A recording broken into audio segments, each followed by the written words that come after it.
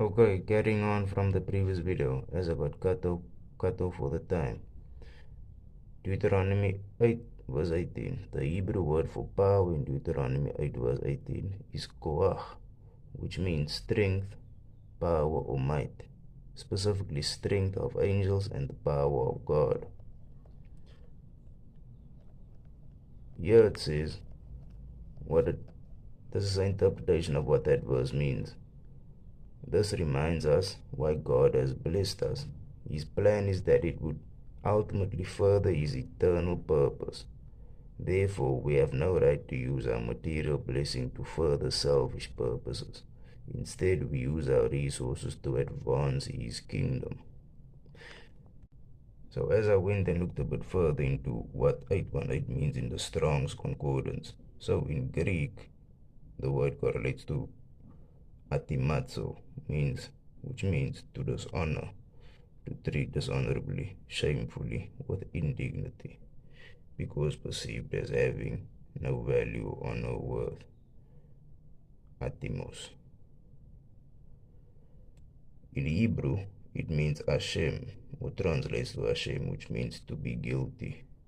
Designates the state of being guilty, morally, spiritually, and at times legally.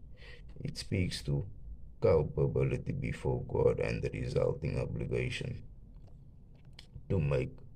Okay, I just went into the website so I can read further. So it says, legally, it speaks to culpability before God and the resulting obligation to make matters right through confession, restitution, or sacrifice.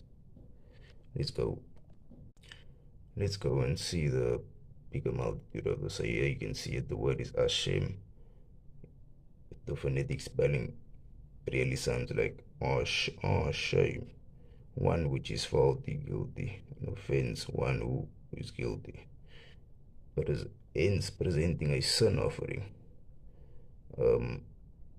One which is faulty, guilty.